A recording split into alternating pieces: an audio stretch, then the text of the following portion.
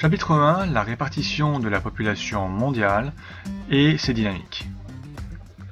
Tout d'abord, aujourd'hui il y a plus de 7 milliards d'hommes sur Terre. Et ils sont très inégalement répartis. Grand 1, comment les hommes se répartissent-ils sur Terre? Les hommes se concentrent dans des foyers de peuplement, c'est-à-dire des régions du monde où il y a beaucoup d'habitants et où les densités de population sont fortes. Une densité de population, c'est le nombre d'habitants au kilomètre carré. Petit 1, les zones de forte occupation humaine. Plus de la moitié de la population mondiale est urbaine, c'est-à-dire qu'elle vit en ville. Elle vit dans des agglomérations plus ou moins grandes, c'est-à-dire l'ensemble formé par la ville et sa banlieue. L'autre partie de la population est rurale et vit principalement de l'agriculture. Elle vit à la campagne. Cette population habite dans des villages ou des maisons isolées. Les fortes densités peuvent aussi se rencontrer en milieu rural dans des régions de riziculture. On retiendra 4 foyers principaux et 4 foyers secondaires de peuplement. Petit 2, les zones de faible occupation humaine. Certaines régions du monde sont très peu peuplées. Ces zones sont froides, arides, de très hautes montagnes ou de forêts denses. Les contraintes naturelles y sont fortes, c'est-à-dire que l'installation de l'homme y est difficile. Certains aménagements comme l'irrigation ou la culture en terrasse permettent de fortes densités de peuplement, même dans des zones peu attractives. Ce sont, grâce aux aménagements, des zones où on peut habiter, travailler et circuler. Ces milieux de faible densité sont fragiles et l'homme les met en danger par le développement de ses activités. Grand 2, pourquoi la croissance de la population est-elle inégale sur Terre? La population mondiale augmente rapidement depuis 1950.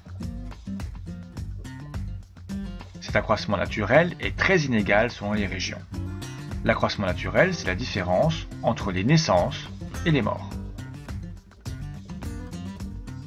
Petit 1, des régions à forte augmentation de population. Certains pays ont une natalité forte et une mortalité en baisse. Ce sont des pays jeunes.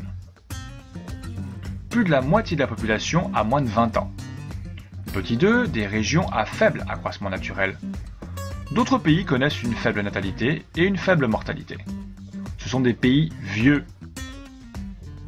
Plus de la moitié de la population a plus de 40 ans. Ailleurs, la situation change vite. En Chine, par exemple, les habitants ont de moins en moins d'enfants. Aujourd'hui, l'augmentation de la population mondiale commence à ralentir. Grand 3. Qu'est-ce qui différencie la vie dans un pays riche et dans un pays pauvre? Qu'est-ce qu'un pays riche, un pays pauvre? Dans un pays riche, la majorité de la population vit dans de bonnes conditions. Elle a accès aux soins de santé, elle a une espérance de vie haute, les enfants vont à l'école et elle loge dans un habitat confortable. Dans les pays pauvres, la majorité de la population a des conditions de vie difficiles. Elle n'a pas accès aux soins de santé.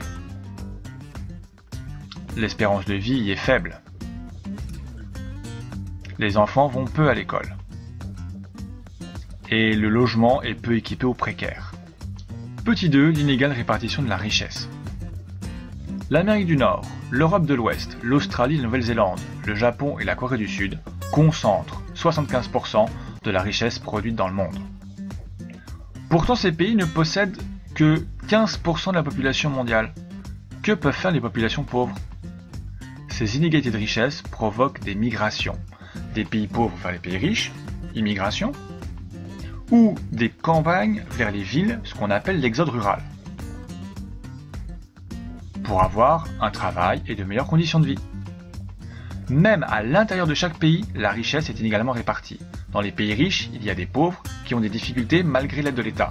Dans les pays pauvres, une minorité riche dirige souvent le pays sur le plan économique et politique.